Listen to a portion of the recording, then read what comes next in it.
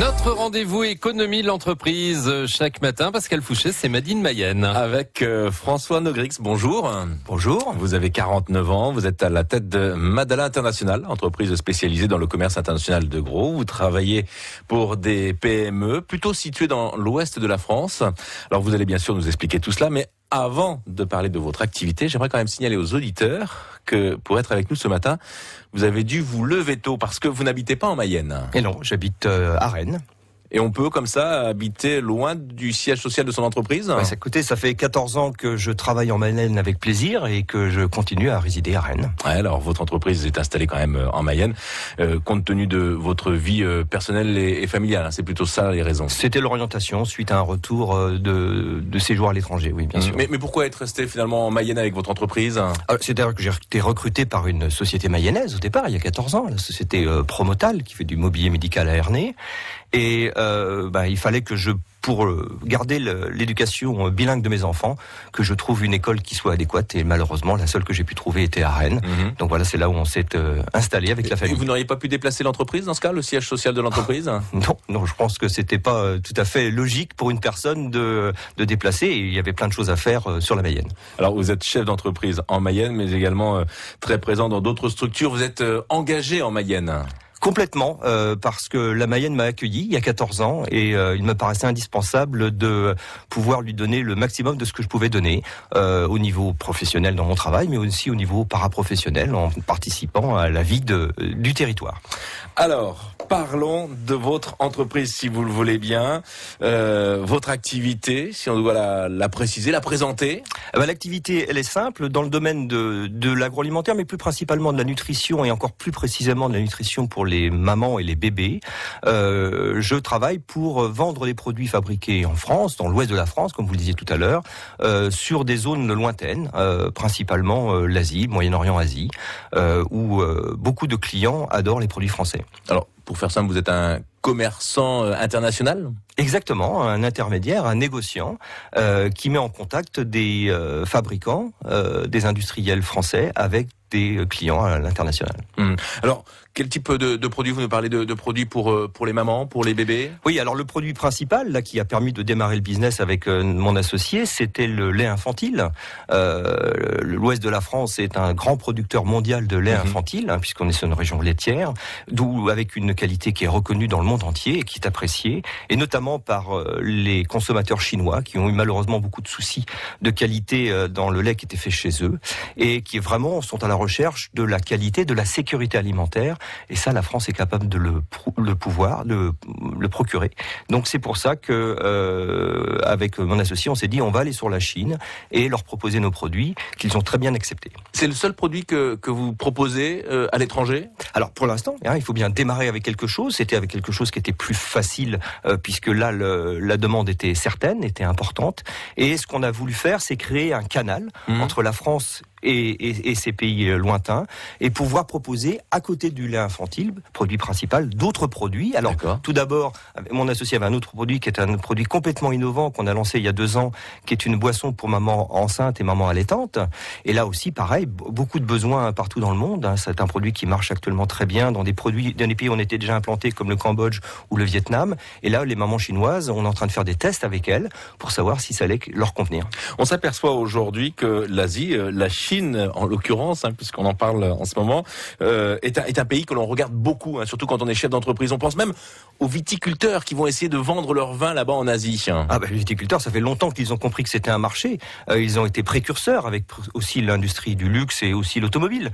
Mais il y a beaucoup de besoins qui se créent en Asie de façon très simple.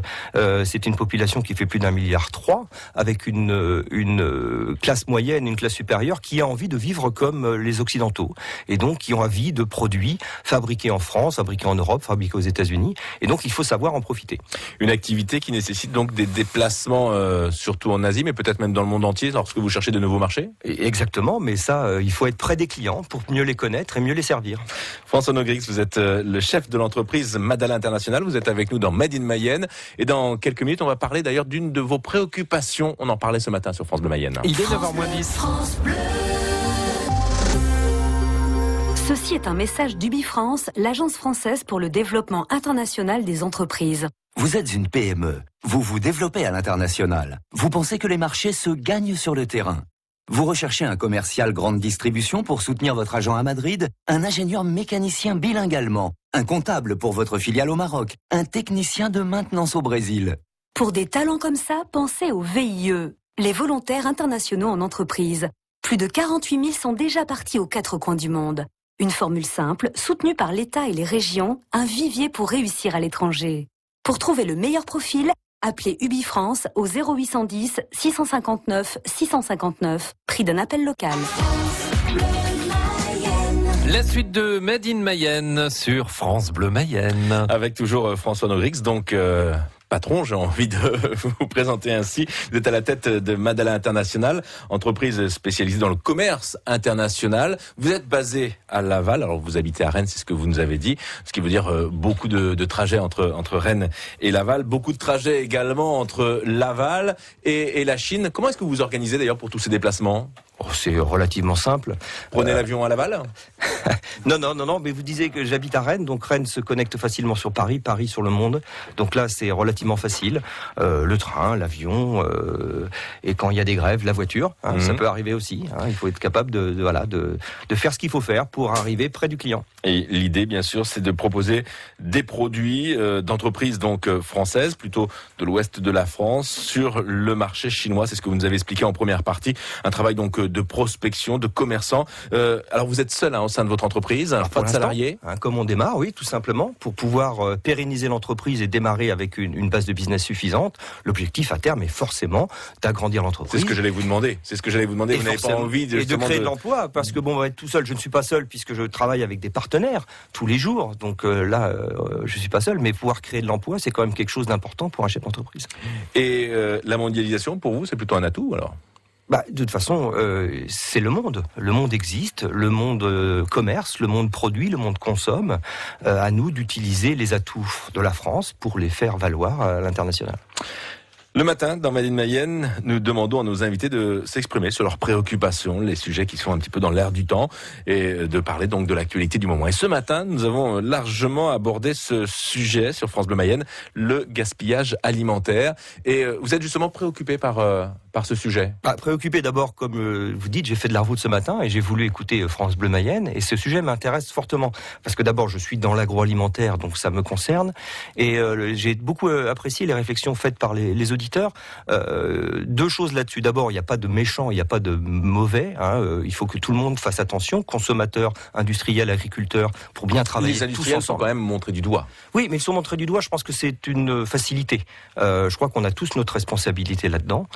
Les industriels de plus en plus essayent vraiment de rechercher ce qui est le besoin du consommateur et pas vraiment de le pousser à consommer au volume. C'est pas ça. C'est pousser intelligemment à trouver les besoins des clients.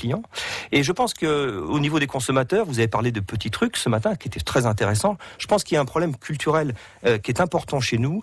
Un de vos auditeurs parlait dans le temps, nos anciens qui ont vécu la guerre. De cela, ils savaient faire des économies, mais de cela, il y a eu un complexe qui est créé en disant on est obligé de proposer à nos invités beaucoup de nourriture parce que on a manqué dans le temps. Avec la faim, c'est normal. Faut pas se montrer pingre. Et ça, c'est une grosse erreur. Il faut leur proposer, comme dans les cantines maintenant, ce qu'il faut et juste ce qu'il faut, ce qui évitera de consommer trop et de pouvoir éventuellement gaspiller. Donc ça, c'est une chose. Et deuxième chose, il faut se rendre compte aussi que nous, on est depuis 30 ans gâtés par rapport à d'autres pays qui sont en développement, qui nous ont vus, par exemple les Chinois ou les Indiens, consommer trop pendant 30 ans et qui maintenant aimeraient bien aussi profiter de ce confort. Donc il faut leur apporter ce besoin ? Alors, il faut leur apporter intelligemment ce besoin, mais pas... Est-ce que c'est vraiment un besoin ? Vous savez, ils sont comme nous à la sortie de la guerre. Ils ont envie de sortir de périodes où ils ont été contraints. Mais ce qu'il faut, c'est dans ce cadre-là, on n'a pas forcément été le bon élève, quoi. Et voilà, on n'a pas été le bon élève. Donc il ne faut pas donner des leçons. Il faut d'abord montrer l'exemple, montrer que l'on fait des efforts, leur trouver des solutions et de toute façon leur dire, écoutez, faites attention, mais ne pas être donneur de leçons. Je crois que le problème des Français à l'international, moi je l'ai vécu beaucoup, c'est ce manque d'humilité, ce verbe fort et haut et des actes qui ne sont pas vraiment tout à fait en concordance. Donc soyons humbles, essayons de comprendre la culture et ça nous permettra de mieux les aider, donc de mieux vendre. Et puis vous le disiez aussi, la surconsommation en France, c'est peut-être aussi un phénomène culturel. Forcément, oui, c'est vrai, le pays de la bonne bouffe, ne soyons pas le pays de la trop bouffe. François Nogrix, merci d'avoir été avec nous ce matin dans Made in Mayenne. Je le rappelle, vous êtes le chef d'entreprise de Madala International. On peut bien sûr retrouver cette interview dans son intégralité sur notre site internet francebleu.fr. Ça marche.